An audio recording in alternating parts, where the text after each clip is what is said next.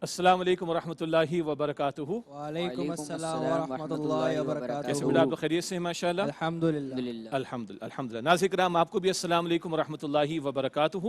बिस्मिल्लाहिर रहमानिर रहीम। अल्लाहुम्मा सल्लि अला मुहम्मदिन व अला आलि मुहम्मदिन व बारिक वसल्लिम। रब्बि इश्रह ली सदरी व यस्सिर ली अमरी वहलुल उक़दतम मिन लिसानी यफ़क़हू क़ौली वजअल ली वज़ीरम मिन अहली आमीन या रब्बल आलमीन।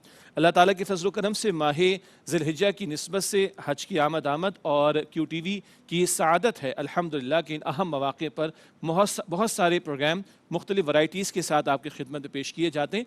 हमारी ये सीरीज़ हिजाज़ मुक़द्दस के उन्वान से हमारे नौजवान साथी हमारे साथ मौजूद हैं और हिजाज़ मुक़द्दस के ताल्लुक़ से, उस इलाक़े के ताल्लुक़ से, हज के फ़रीज़े के हवाले से बहुत सारे पहलू हैं जिन पर हम कलाम कर रहे हैं और सवालात के जवाबात भी प्रोग्राम में शामिल करते हैं। तो आइए आज के प्रोग्राम को आगे बढ़ाते हैं। जी बेटा, आप खैरियत से? माशाल्लाह, कुछ मालूमात में इजाफ़ा हो रहा है, कुछ सीखने को मिल रहा है, पक्की बात है। चलिए अल्हम्दुलिल्लाह। तो आज हम एक और बात करते हैं अपने इस हिजाज़ मुक़द्दस के सफ़र को आगे बढ़ाते हुए। हमने हज के ताल्लुक़ से कलाम भी किया है, हज की तारीफ़ पर भी बात हुई है, हज के मफ़हूम पर भी कलाम किया और हम आज बात करेंगे हज के अय्याम और हज के मनासिक के मकामात। दो बातें आज हम करेंगे, ठीक है? क्योंकि हज की तारीफ़ में ये बात हमने समझी थी, बड़ी दिलचस्प बात थी कि मखसूस दिनों में मखसूस मकामात पर मखसूस अमाल को अंजाम देना, ये हज है। तो मखसूस दिन, मखसूस मकामात और मखसूस अमाल, मखसूस अमाल पर कलाम हुआ है अल्हम्दुलिल्लाह। आज हम कलाम कर रहे हैं मखसूस मकामात और मखसूस अय्याम, ठीक है? मोटी मोटी बात हम सबको मालूम भी है, तवाफ़ करते तो अल्लाह के घर के इर्द गिर्द चक्कर लगाए जाते हैं, तो मकाम हो गया। हज के मनासिक के अदा करने के एतबार से, हज के मनासिक के अदा करने के एतबार से अहम तरीन एक मकाम तो ख़ुद अल्लाह ताला का घर हो गया। सई कहाँ करते हैं? सफ़ा मरवा, ठीक है? सफ़ा और मरवा के दरमियान सई की जाती है, हम जानते भी हैं इस अमल को। और सफ़ा और मरवा ये भी मकामात हो गए, ये भी बैतुल्लाह के साथ ही दोनों वाक़े अल्हम्दुलिल्लाह। और जब इब्राहीम अलैहिस्सलाम का दौर था, मशहूर वाक़या किसका हमारे सामने आता है? बीबी हाजरा अलैहिस्सलाम का, जिन्होंने सफ़ा और मरवा के दरमियान सई फरमाई थी, उसी को अल्लाह ताला ने जारी फरमा दिया। इस मकाम से भी हम वाक़िफ़ हैं अल्हम्दुलिल्लाह। इसी तरह एक मकाम मिना का है। मिना में लगते हैं खैमे। जैसे ही मैंने कहा कुछ याद आ गया, पिक्चर्स आप देखते हैं, हम लोग नाज़रीन कराम भी पिक्चर्स देखते हैं अल्हम्दुलिल्लाह, बहुत सारी वीडियोस देखी, हज की लाइव टेलीकास्ट भी QTV पर नशर की जा रही होती है। तो जहाँ वो खैमे होते हैं, जहाँ हुज्जाज को क़याम करना होता है, वो इलाका क्या कहलाता है? मिना का इलाका कहलाता है। हज का सबसे बड़ा रुकन वो अरफात के मैदान की हाज़िरी, जब 9 ज़िलहिज्जा होती है, अभी तारीख़ें भी आ जाएंगी इंशाअल्लाह ताला, अय्याम भी आ जाएंगे इंशाअल्लाह ताला। तो अरफात का मैदान जहाँ खड़े होकर अल्लाह सुब्हानहू ताला के हुज़ूर हुज्जाज दुआएं करते हैं, तो अरफात का मैदान भी जहन में रहे, ठीक हो गया? अरफात से वापसी होती है तो रात क़याम करते हैं मुज़दलिफ़ा के इलाके में। मुज़दलिफ़ा का इलाका अरफात और मिना के दरमियान में है, ठीक है? अरफात और मिना के दरमियान में कौन सा इलाका है? मुज़दलिफ़ा। ये आगे भी जिक्र मज़ीद आ जाएगा इंशाअल्लाह ताला। तो ये एक और मकाम आ गया। तो हज बैतुल्लाह के लिए जब बंदा जाता है तो हज के मनासिक के अदा करने के हवाले से अहम मकामात कौन कौन से हैं? अल्लाह ताला का घर जिसका तवाफ़ किया जाता है, सफ़ा और मरवा जहाँ सई की जाती है, मिना का इलाका जहाँ क़याम होता है, खैमे लगते हैं, अरफात का इलाका जहाँ वक़ूफ़ होता है, दुआएं की जाती हैं, मुज़दलिफ़ा का इलाका अरफात और मिना के दरमियान में जहाँ 9 और 10 ज़िलहिज्जा की दरमियानी शब हुज्जाज क़याम करते हैं, ठीक है? क्या करते हैं? क़याम करते हैं रात को, और अल्लाह का जिक्र भी उसमें किया जाता है अल्हम्दुलिल्लाह। तफसीलात आगे आएंगी। ये तो मुख्तसर बात आ गई मकामात के एतबार से। ये अहम मकामात हो गए कौन कौन से? अल्लाह ताला का घर बैतुल्लाह शरीफ, सफ़ा और मरवा, मिना, मुज़दलिफ़ा और अरफात। ये अहम मकामात हैं कि जहाँ हज के मनासिक को अदा करने के लिए हुज्जाज जाते हैं। तो हज क्या है? मखसूस अय्याम में मखसूस मकामात पर मखसूस आमाल को अंजाम देना। हमने मकामात का मुख्तसर जिक्र भी आपके सामने कर दिया। अब बात को आगे बढ़ाते हैं, मखसूस अय्याम कौन से हैं, मखसूस दिन कौन से हैं जिनमें हज के मनासिक को हमें अदा करना होता है। तो मखसूस दिन आप शुमार कर लें, लाजमी दिन है 5। कितने? 5, ठीक है? 8 ज़िलहिज्जा से लेकर 12 ज़िलहिज्जा तक कितने हो गए? 5 हो गए। 8, 9, 10, 11, 12, ज़्यादा तो नहीं हो गए? पक्की बात है, ठीक है? 8 ज़िलहिज्जा से लेकर 12 ज़िलहिज्जा तक ये तो लाजमी दिन हैं। ایک ہے 13 ذی الحجہ، وہ چھٹا دن ہو جائے گا، اس کو ہم کہیں گے اختیاری۔ کیا کہیں گے؟ اختیاری۔ چاہیں تو قیام کریں منا میں، چاہیں تو اس سے پہلے ہی 12 کو چلے جائیں واپس، ابھی آگے ذکر آ جائے گا انشاءاللہ تعالی۔ تو لازمی دن کتنے ہیں حج کے؟ ایام 5، اور چھٹا کیا ہے؟ اختیاری، وہ بھی کلام ہو جائے گا انشاءاللہ تعالی۔ تو سفر حج میں تو کسی کو 40 دن لگتے ہیں، کسی کو 20 دن لگتے ہیں، لیکن ایام حج کتنے ہیں؟ وہ ہیں 8 ذی الحجہ سے لے کے 12 تک لازمی، اور 13واں دن جو ہے وہ ذی الحجہ کی 13واں تاریخ وہ اختیاری ہے، ٹھیک ہے۔ اب آپ کے ذہن میں ایک سوال آ سکتا ہے کہ پھر مدینہ شریف بھی تو جانا ہوتا ہے، روضہ رسول صلی اللہ علیہ وسلم پر حاضری بھی تو ہوتی ہے، تو وہ تو بڑی سعادت کی بات ہے، اور تمام حجاج وہاں بھی جاتے ہیں، مگر وہ براہ راست حج کے ارکان یا حج کے اعمال کا حصہ نہیں ہے، وہ سعادت کی بات ہے، اور اللہ ہم سب کو توفیق عطا فرمائے۔ لیکن ابھی جب ہم نے کہا کہ بھائی مخصوص دنوں میں مخصوص اعمال کو مخصوص مقامات پر انجام دینا یہ حج ہے، تو وہ ارکان حج یا حج کے جو مناسک ہیں اس میں براہ راست روضہ رسول صلی اللہ علیہ وسلم کی حاضری یا مدینہ شریف کی حاضری شامل نہیں ہے۔ البتہ وہ تمام حجاج جاتے ہیں، اللہ ہم سب کو لے کر جائے، وہ اپنی جگہ ایک سعادت کا عمل ہے اور اس کو اختیار کرنا چاہیے۔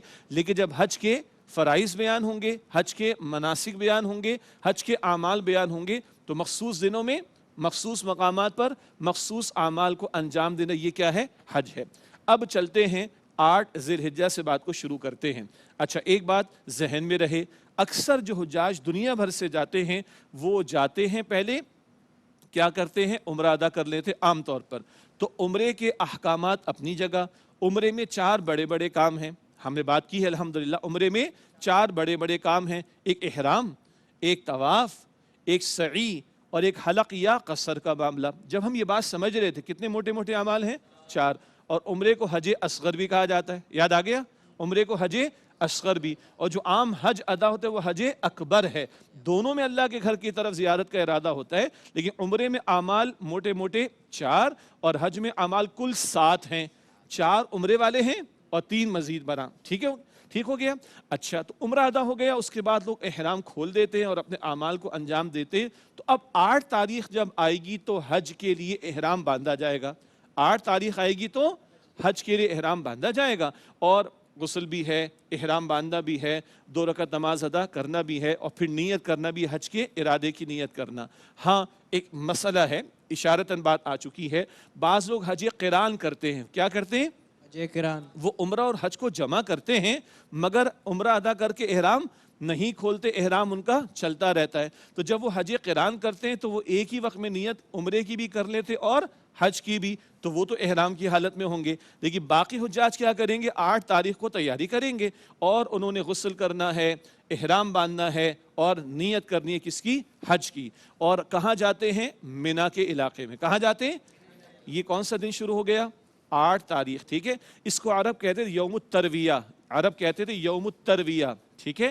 ایک بات ہم نے پہلے بھی کی تھی، حج کیا حضور اکرم علیہ السلام کے دور سے شروع ہوا؟ وہ تو پہلے سے چلا آ رہا تھا، بہت شروع سے چلا آ رہا ہے، تمام انبیاء کے ہاں معروف جو عبادات ان کی امتوں میں جاری رہیں۔ ہاں، عرب جس حج سے واقف تھے وہ کس کے دور سے چلا آ رہا تھا؟ حضرت ابراہیم علیہ السلام کے دور سے۔ تو عربوں کے ہاں حج کا سلسلہ تو جاری تھا، مگر بگاڑ پیدا ہو گیا تھا۔ اس بگاڑ کی اصلاح کس نے فرمائی؟ نبی اکرم صلی اللہ علیہ وآلہ وسلم نے۔ بہرحال تو اس دن کو عرب کہتے تھے یوم الترویہ، اپنے جانوروں کو کھلاتے پلاتے ان کو توانا کرتے اور خود بھی تیاری کرتے۔ اہم نقطہ کیا ہے؟ اصل سب سے بڑا رکن تو کیا ہے؟ وہ عرفات کی حاضری۔ وہ کون سی تاریخ کو ہے؟ 9 تاریخ کو۔ کون سی تاریخ کو ہے؟ 9۔ لیکن اس 9 سے پہلے 8 کو آ جاؤ، کہاں؟ منا کے علاقے کے اندر، اور بس اپنے آپ کو فارغ کر لو۔ نمازیں ہیں اور اللہ تعالیٰ کا ذکر ہے، اور حالت احرام میں ہیں تو تلبیہ پڑھتے رہتے ہیں۔ تلبیہ کیا ہے؟ لبیک اللہم لبیک، لبیک لا شریک لک لبیک، ان الحمد والنعمت لک والملک لا شریک لک۔ تو پہلا دن حج کے ایام کا کون سا ہے؟ 8 ذی الحجہ۔ ظہر سے پہلے پہلے مسنون ہے، کیا ہے جی؟ مسنون ہے کہ ظہر سے پہلے پہلے یہاں پہنچ جائیں، تاکہ ظہر، عصر، مغرب اور عشاء یہاں پر ادا ہو جائے۔ کہاں؟ منا کے علاقے۔ اور معروف بات کیا ہے؟ وہاں پہ خیمے لگے ہوتے، تو آپ فوراً سمجھ جائیں گے کہ کون سے علاقے کی بات کی جا رہی۔ ٹھیک ہو گیا؟ اچھا، رات یہی قیام رہے گا۔ اگلا دن آ گیا، کون سا؟ 9 ذی الحجہ، ٹھیک ہے؟ فجر کی نماز یہیں ادا ہوگی، فجر کی نماز یہیں ادا کریں گے اور اس کے بعد عرفات کے میدان کی طرف چلے جائیں گے۔ بہت سارے حجاج پیدل بھی جاتے ہیں، چند کلومیٹر کی بات ہے، اور کئی لوگ جو ہیں بسوں میں بھی جاتے ہیں۔ باقی مسائل ہیں، مسائل سے مراد کیا ہے؟ جب اتنے سارے حجاج لاکھوں کی تعداد میں ہیں تو بعض مرتبہ کچھ لوگوں کو 8 اور 9 کی درمیانی شب ہی لے جایا جاتا ہے، تو فقہی طور پر کوئی مسئلہ اگر یہ انتظامی مسئلہ پیش آ جائے تو یہ ایک مجبوری کی بات ہے۔ البتہ جہاں سہولت کا معاملہ ہو تو سنت کیا ہے؟ فجر یہیں مینا کے علاقے میں ادا کرنی ہے اور اس کے بعد کہاں روانہ ہونا ہے؟ عرفات کے میدان میں۔ عرفات کے میدان میں پہنچ جائیں گے، ظہر کی نماز ادا کریں گے انشاءاللہ تعالی، اور سب لوگوں کے لیے تو وہاں مسجد نمرہ میں پہنچنا ممکن نہیں ہوتا، تو اپنے اپنے مقام پر نماز ادا کریں گے انشاءاللہ تعالی حجاج ظہر کی، اور اس کے بعد وقوف عرفہ شروع ہو جاتا ہے۔ کیا شروع ہو جاتا ہے؟ اور اللہ کے پیارے رسول صلی اللہ علیہ وسلم فرمایا کہ الحج عرفہ، حج تو عرفہ کے دن کا نام ہے۔ کیا مطلب؟ عرفہ کا دن 9 ذی الحجہ، یہاں جو پہنچ گیا اس کا حج ہو گیا۔ باقی اعمال میں کچھ کمی رہ گئی تو کہیں دم دے دیں گے۔ دم سمجھتے ہیں؟ کون سا دم؟ دم کہتے ہیں قربانی پیش کرنا۔ تو بعض بڑی غلطیاں ہو جاتی ہیں تو قربانی پیش کی جاتی ہے جانور کی، چھوٹی غلطی ہوتی ہے تو کوئی صدقہ خیرات بھی اللہ تعالیٰ کی راہ میں کیا جاتا ہے۔ بہرحال تو 9 ذی الحجہ کو کہاں آ گئے؟ عرفات کے میدان میں، اور ظہر کی نماز کے بعد طویل وقوف ہے۔ وقوف کیا ہے؟ کھڑے ہو کر دعا کا اہتمام کرنا۔ اللہ تعالیٰ حجاج کرام کی دعاؤں میں ہم سب کا حصہ شامل فرمائے۔ یہی موجود رہیں گے اور اس دن یہی کام کرنا ہے، اور اللہ کے سامنے بھکاری بن کر، فقیر بن کر کھڑے ہو کر دعائیں کرنی ہیں انشاءاللہ تعالی۔ شام کا وقت آ جائے گا، عصر کی نماز بھی ادا ہو جائے گی انشاءاللہ تعالی، اور اس کے بعد غروب تک یہیں رہنا ہے اور یہ وقوف کا معاملہ رہے گا۔ ہاں بھائی، غروب کے وقت کون سی نماز ہو جاتی ہے شروع؟ مغرب، یعنی وقت شروع ہو جاتا ہے، لیکن اس دن نماز مغرب یہاں پر ادا نہیں کرنی۔ یہ غروب ہو گیا تو کون سی تاریخ لگ گئی؟ 10 ذی الحجہ کی رات، ٹھیک ہے؟ آپ کہیں 9 اور 10 کی درمیانی شب ہے نا، تو 10 ذی الحجہ کی رات لگ گئی۔ اب یہاں سے نکلنا ہے کہاں؟ مزدلفہ۔ مزدلفہ میں پہنچے، چاہے 12 بجے پہنچے چاہے 3 بجے پہنچے، مسنون ہے کہ مغرب اور عشاء کی نمازیں ملا کر ادا کریں گے۔ مسنون کیا ہے؟ مغرب اور عشاء کی نمازیں ملا کر ادا کریں گے، اور یہاں رات کو قیام کریں گے، سوئیں گے بھی۔ یہاں سونا بھی سنت ہے، سبحان اللہ، ٹھیک ہے؟ یہاں سونا بھی سنت ہے، اللہ کے نبی علیہ الصلوۃ والسلام نے آرام فرمایا۔ یہ 9 اور 10 کی درمیانی شب کہاں آ گئے؟ مزدلفہ میں آ گئے۔ کہاں آ گئے؟ جی، صبح اول وقت میں فجر ادا کریں گے۔ جیسی فجر کا وقت داخل ہو جائے گا فجر کی نماز ادا کی جائے گی، اور فجر کی نماز کے بعد بھی دعا کا اہتمام ہوگا انشاءاللہ تعالی، اور یہاں سے آگے چلیں گے۔ یہاں سے آگے کہاں چلیں گے؟ بڑے اہم اعمال انجام دینے ہیں 10 ذی الحجہ کو۔ ابھی ترتیب بتاتا ہوں اور پھر اگلی ایپیسوڈ میں اس کو ہم اور آگے بڑھائیں گے۔ کیوں؟ ذرا اعمال سمجھ رہے نا، تو تفصیل تو اسی میں ضروری ہے۔ تو 9 اور 10 کی درمیانی رات کہاں آ گئے؟ مزدلفہ۔ صبح یہاں فجر کی نماز ادا کریں گے، اس کے بعد بھی وقوف ہوگا مختصر۔ وقوف کا مطلب کھڑے ہو کر دعا کرنا، اور اس کے بعد وہاں سے روانہ ہوں گے رمی کرنے کے لیے۔ کیا کرنے کے لیے؟ رمی کا مطلب کیا ہے؟ ستون پر کنکریاں مارنا۔ البتہ اس کی بھی کچھ تقسیم ہے اور اس کی بھی کچھ ترتیب ہے۔ پھر آ جائے گا کون سا دن؟ 10واں دن آ جائے گا، 10 ذی الحجہ۔ یہ مصروف ترین اور سب سے بڑا مشقت والا دن ہے۔ اس میں کئی اعمال ہیں جن کا آگے ہم ذکر کریں گے۔ پھر 10 بھی ہے، 11 بھی ہے، 12 بھی ہے، اور اختیاری طور پر 13 ذی الحجہ بھی۔ تو آج تو ایسا ہوا کہ اس ایپیسوڈ میں یہ ایام کا بیان پورا نہ ہو سکا، کچھ بات آج آ گئی 8 ذی الحجہ کے تعلق سے، 9 ذی الحجہ کے تعلق سے، اور 9 اور 10 کی درمیانی رات کے تعلق سے، اور 10 کی فجر کے تعلق سے، اور اس کے بعد کے اعمال کو انشاءاللہ اگلی ایپیسوڈ میں ہم کور کرنے کی کوشش کریں گے۔ جی ناظرین کرام، یہ ایام حج کا بیان ہو رہا ہے، اور ساتھ ہی آج ہم نے مقامات کا بھی ذکر کیا جہاں مناسک حج کو ادا کیا جانا ہوتا ہے، اور ایام کے بیان کے اعتبار سے بھی ان مقامات کا ذکر ہمارے سامنے آ رہا ہے۔ لیکن کیونکہ یہ حج کے مناسک کے ادا کرنے کا بیان ہے اور صرف بہت ہی بیسکس ہم آپ کے سامنے رکھ رہے ہیں، تب بھی آپ محسوس کر رہے ہیں کہ ایک ایپیسوڈ ناکافی ہے۔ اگلی ایپیسوڈ میں اس کو جاری رکھیں گے۔ البتہ اب چلتے ہمارے ساتھیوں کی جانب اور ان سے دریافت کرتے ہیں کہ آج ان کے ذہنوں میں کیا سوالات اٹھے، ان کے جوابات کی ہم انشاءاللہ کوشش کرتے ہیں۔ تو بیٹا پہلا سوال کس کی طرف سے آ رہا ہے؟ جی بسم اللہ۔ السلام علیکم۔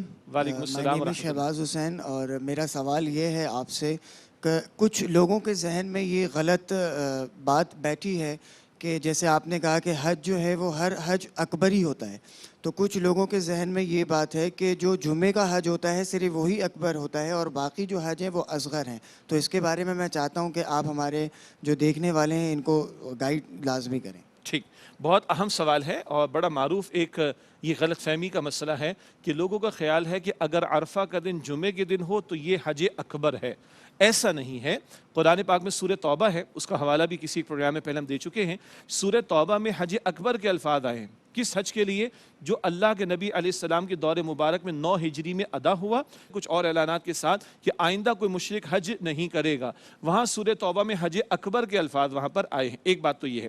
دوسری بات یہ ہے کہ سادہ سی بات یہ ہے کہ حج کا ترجمہ کیا؟ ارادہ کرنا. شرعی توبہ مطلب کیا ہے؟ اللہ تعالیٰ کے گھر کا ارادہ کرنا، اس کی زیارت کا. تو زیارت کے لیے عمرے کے موقع پر بھی جاتے ہیں اور زیارت کے لیے حج کے موقع پر بھی جاتے ہیں. اصغر، اسی لیے آج ہم نے ابتدا میں بات کی اور ایک اور پروگرام میں گفتگو بھی ہو چکی ہے کہ عمرے کو حج اصغر کیوں کہتے ہیں؟ اس میں اعمال کم ہیں. جاتے اللہ تعالیٰ کے گھر کی زیارت کے لیے اور اعمال بھی انجام دیتے، مگر اس میں اعمال کم ہیں. اور عام جو حج ادا ہوتا ہے اس میں مناسک اور اعمال کی تعداد زیادہ ہے، اس لیے اس کو حج اکبر کہا جاتا ہے. تو بجا آپ نے فرمایا کہ یہ غلط فہمی ہے. ہاں، عرفہ کا دن جمعے کے دن آ جائے تو ہم کہیں گے نورن علی نور والی بات ہے، نورن علی نور والی بات ہے. البتہ عمرے کو حج اصغر کہا جاتا ہے اور ہر حج اکبر ہوتا ہے، چاہے عرفہ کا دن جمعے کے دن آ جائے، جمعرات کے دن آ جائے یا بدھ کے دن یا کسی بھی دن آ جائے. ٹھیک ہو گیا جی؟ اگلا سوال اچھا آپ کریں گے بیٹا. جی السلام علیکم ورحمۃ اللہ وبرکاتہ. وعلیکم السلام ورحمۃ مائی اللہ نیم از محمد عمار عثمان. ماشاء اللہ. میرا سوال یہ ہے کہ جب ہم حج کرتے ہیں تو صرف قربانی کے دن میں کیوں آتا ہے؟ بقرعید آتی ہے اس میں ہی صرف ہم حج کر رہے ہوتے ہیں، لیکن عام دنوں میں بھی ہو سکتا ہے، لیکن ہم صرف بقرعید کے دن میں حج کرتے ہیں. تو اس کے بارے میں تھوڑا بتا دیجیے. بڑا دلچسپ سوال ہے ماشاء اللہ. ٹھیک ہے، بہت اچھا سوال ہے کہ حج ہم قربانی کے دنوں میں کیوں کرتے ہیں. تو پہلی بات یہ ہے، جتنی عبادات ہیں نا اور احکامات ہیں اعمال کو انجام دینے کے لیے، جتنی عبادات ہیں اور احکام ہیں اعمال کو انجام دینے کے لیے، وہاں میری مرضی نہیں چلے گی. کیا میری مرضی نہیں چلے گی؟ اللہ تعالیٰ نے کیا حکم دیا اور اللہ کے نبی صلی اللہ علیہ وسلم نے کیا طریقہ بتایا. مثال کے طور پر نمازیں کتنی ہیں جی؟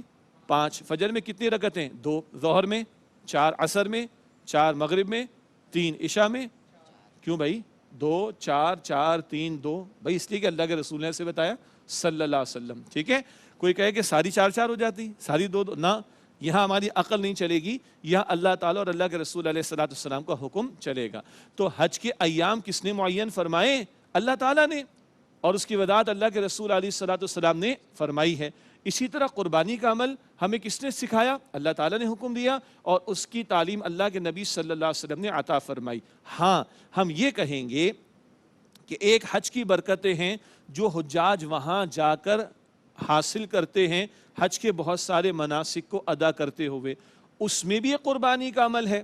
بات آئی تھی نا قربانی پیش کرنے والی، جو حج اور عمرے کو جمع کر لے تو کیا ہے، اس کو شکرانے کے طور پر قربانی پیش کرنا ہوگی. ایک قربانی حاجی ادا کر رہے ہیں، اللہ تعالیٰ کی رحمتیں سمیٹ رہے ہیں، اور ایک قربانی سنت ابراہیمی والی انہی دنوں میں 10 11 اور 12 ذی الحجہ انہی دنوں میں ساری امت ادا کر رہی ہے، وہ بھی اللہ تعالیٰ کی رحمتوں کو سمیٹ لے گی. قربانی کا عمل کس کی ادا ہے؟ ابراہیم علیہ السلام اور اسماعیل علیہ السلام کی.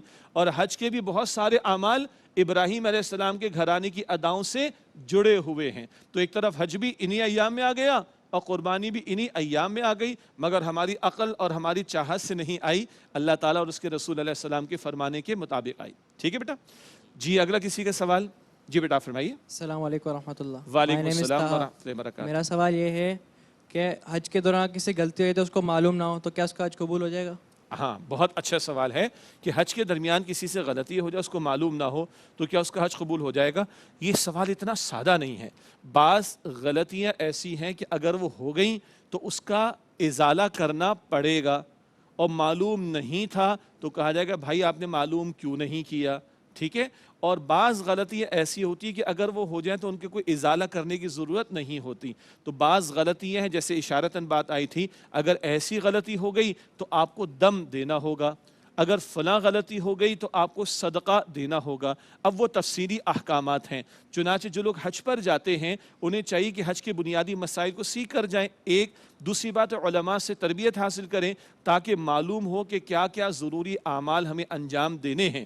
تو اصولی بات کیا ہے کہ بعض غلطیاں ایسی ہوں گی معلوم نہ ہونا یہ دلیل نہیں ہے. انگلش میں کہتے ہیں ignorance of law is no excuse. کیا کہتے ہیں؟ ignorance of law is no excuse. آپ موٹر سائیکل لے کر سڑک پر آ گئے اور آپ نے ریڈ سگنل کراس کر دیا, آگے پولیس والے بھائی نے آپ کا چلان کیا, آپ کہے مجھے تو پتہ ہی نہیں تھا, تو آپ کی بات مانے گا؟ نہیں. وہ کیا کہے گا؟ بھائی صاحب آپ جب موٹر سائیکل لے کر آئیں تو آپ کو رولز اینڈ ریگولیشنز پتہ ہونے چاہیے. تو اگر پتہ نہیں ہے تو یہ دلیل نہیں ہے کہ ہماری غلطی چلے گی. ٹھیک ہے, ایسی غلطیاں بھی ہو سکتی ہیں کہ جو مسئلہ نہیں ہے تو وہ تو معاف ہیں, لیکن بعض وہ غلطیاں ہو جاتی ہیں جس میں بڑے بلنڈرز ہو جاتے ہیں, بڑی خلاف ورزیاں ہو جاتی ہیں, تو اس میں کبھی قربانی پیش کرنا ہوگی, بہت بڑی غلطی کے اندر کہیں صدقہ اللہ تعالیٰ کی راہ میں دینا ہوگا. تو وہ تفصیلات پھر اہل علم سے, علماء سے ہمیں سیکھنی چاہیے. ناظرین کرام, الحمدللہ آج کی نشست پائے تکمیل کو پہنچتی ہے, اور آپ نے اندازہ کیا کہ ماشاءاللہ ہمارے نوجوان ساتھیوں میں دین کو سمجھنے کی ایک طلب و تڑپ ہے, اور یہ اس پروگرام کی کوشش ہے کہ ہمارے نوجوان ساتھیوں تک دین کی بیسکس اور دین کی بنیادی تعلیمات بھی پہنچیں, اور وہ دین کے حصول کے لیے کوشش بھی کرے. اللہ تعالی ہمارے نوجوانوں کو بھی, ہم سب کو بھی دین کو سیکھنے, عمل کرنے کی توفیق عطا فرمائے. اسی کے ساتھ اجازت چاہتے ہیں اس دعا کے ساتھ کہ اللہ تعالی حرمین شریفین کی حاضری ہم سب کو بھی نصیب فرمائے, حجاج کرام کے حج کو اللہ تعالی قبول فرمائے, ان کی دعا میں اللہ تعالی ہمارا حصہ شامل فرمائے. اس انشاءاللہ تعالی اگلے ایپیسوڈ کے ساتھ پھر آپ سے ملاقات ہوتی ہے, تب تک کے لیے اجازت. وآخر دعوانا ان الحمدللہ رب العالمین, والسلام علیکم ورحمۃ اللہ وبرکاتہ. وعلیکم السلام ورحمۃ اللہ وبرکاتہ. ناظرین, اگر آپ ایسی ہی مزید ویڈیوز دیکھنا چاہتے ہیں تو ہمارا ARYQ-TV کا چینل سبسکرائب کیجئے اور بیل آئیکن کا بٹن دبانا نہ بھولیے تاکہ آپ سے کوئی پسندیدہ پروگرام مس نہ ہو جائے.